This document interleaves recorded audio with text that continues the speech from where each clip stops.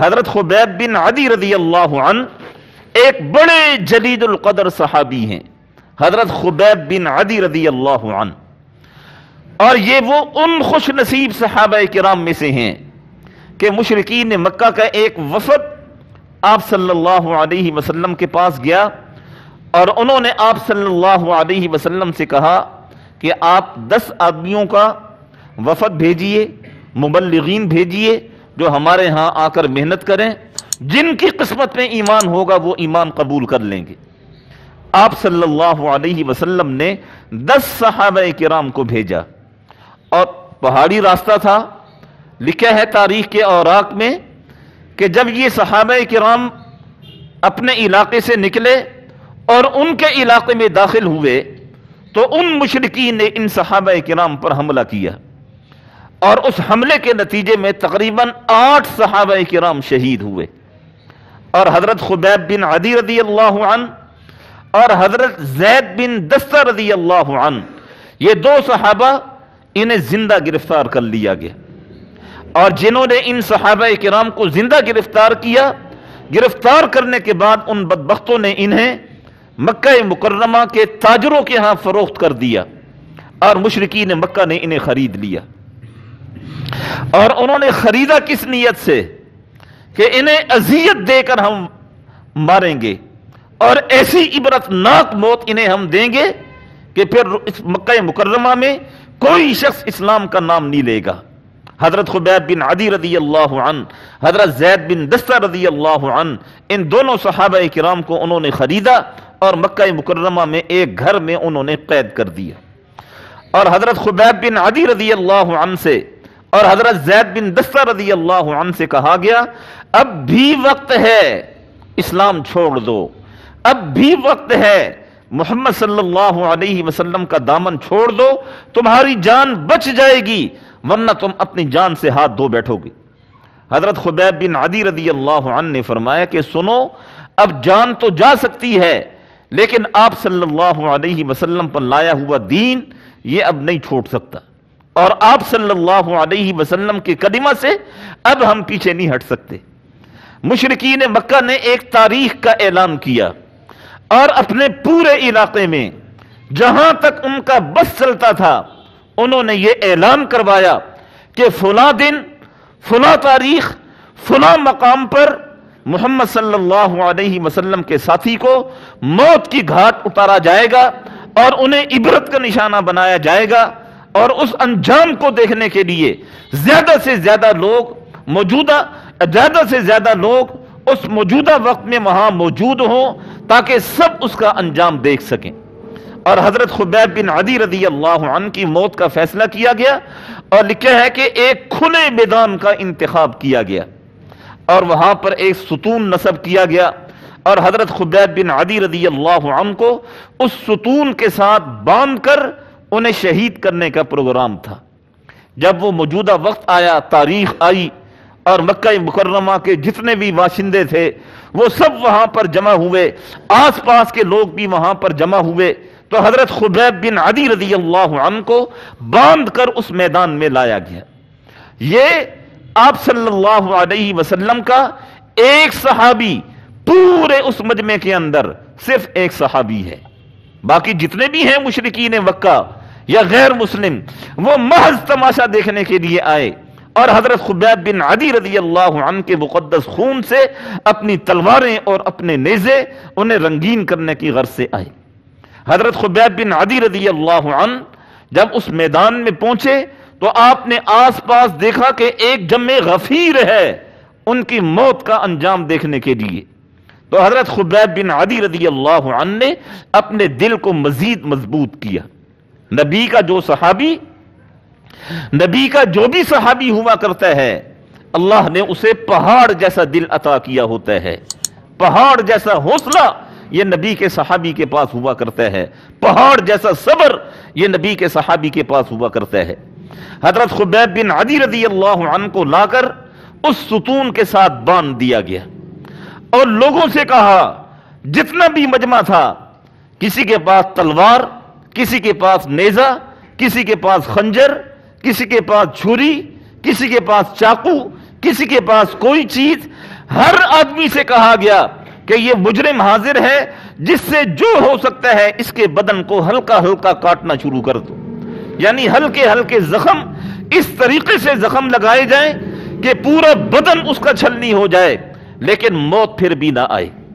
تو حضرت خبیب بن عدی رضی اللہ عنہ کے قریب جب یہ لوگ آئے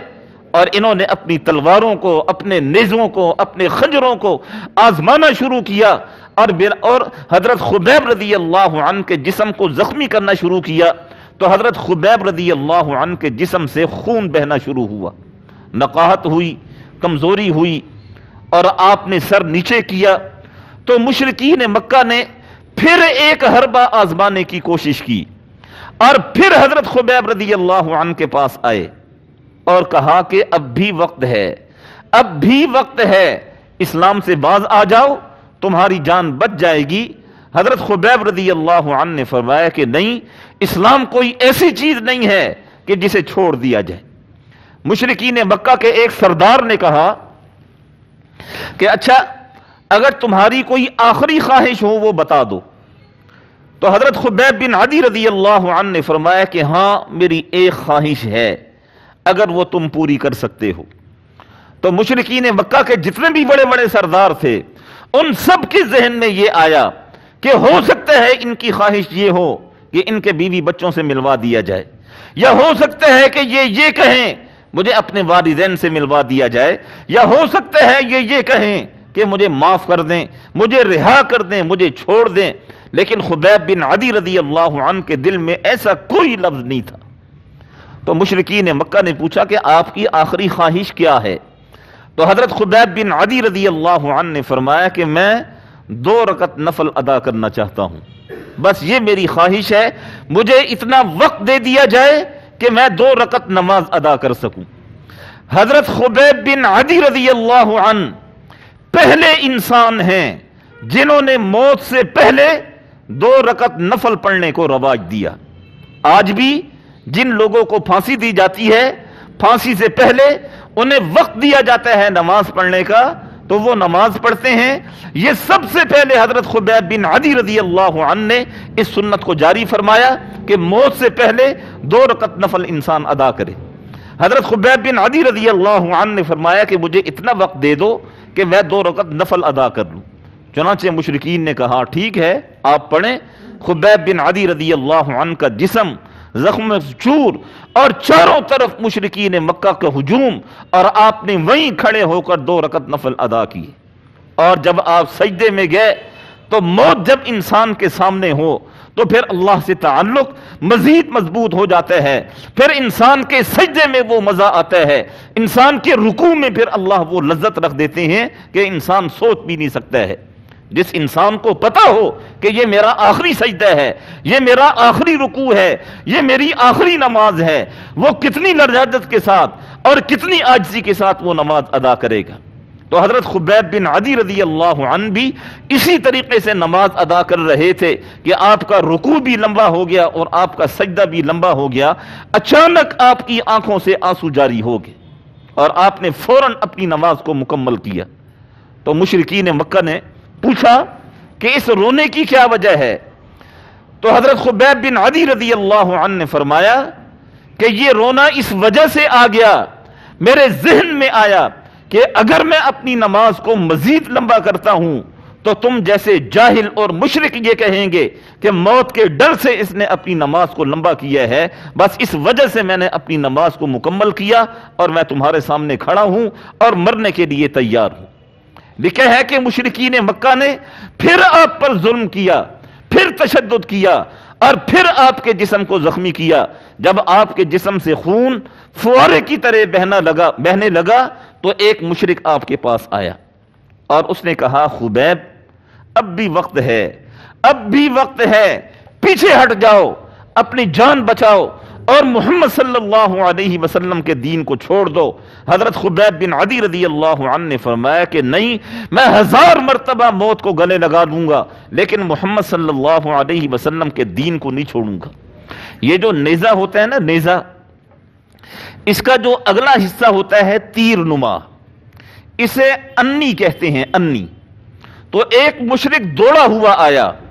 اور اس نے وہ نیزے کی انی حضرت خبیب رضی اللہ عنہ کے دل پر رکھی اور کہا کہ اے خبیب، اگر تمہاری جگہ محمد صلی اللہ علیہ وسلم کو کھڑا کر دیا جائے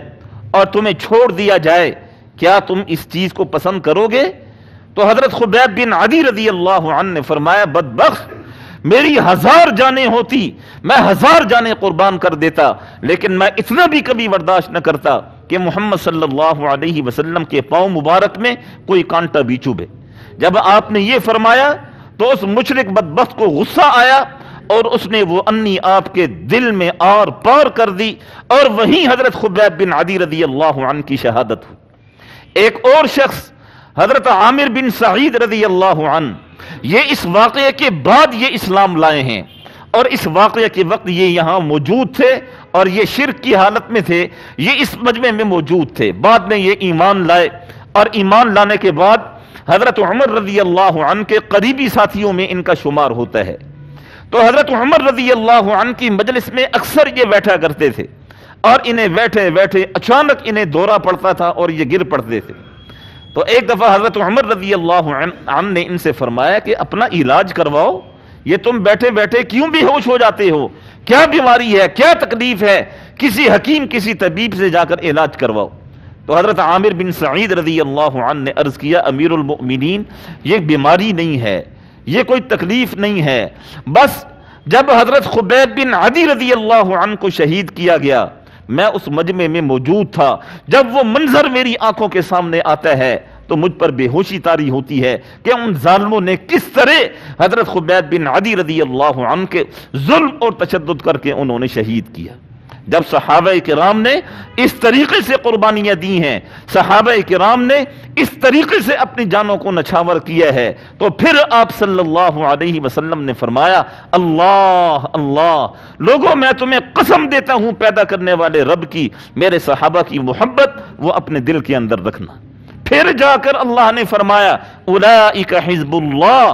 یہی وہ گروہ ہے جسے حزب اللہ کہا جاتا ہے۔ پھر جا کر اللہ نے فرمایا، ہم المفلحون، یہی وہ لوگ ہیں جو کامیابی کے زینے چڑھ رہے ہیں، اور چڑھتے چڑھتے چڑھتے وہ جنت کے بالا خانوں میں پہنچ جائیں گے۔ انہی لوگوں کے صدیقین کہا گیا، انہی لوگوں کو صادقون کہا گیا، انہی لوگوں کے بارے میں کہا گیا، والشہداء عند ربہم لہم اجرہم ونورہم، ان لوگوں کے لیے ان کے رب کے ہاں بڑا اجر ہے اور بڑا نور ہے، یہ ان صحابہ کرام کو کہا گیا۔ قرآن مجید کی 20 آیات، سینکڑوں آیات وہ صحابہ کرام کی عظمت کی دلیل ہیں، صحابہ کرام کی فضائل سے بھرپور ہیں، اور صحابہ کرام کی شان بیان کر رہی ہیں۔ اور یہ چیز بڑی اچھی طرح اپنے ذہن میں رکھیے، حضرت ابوبکر صدیق رضی اللہ عنہ کی الف سے لے کر حضرت علی رضی اللہ عنہ کی یا تک جتنے بھی صحابہ کرام ہیں وہ سارے کے سارے عادل ہیں،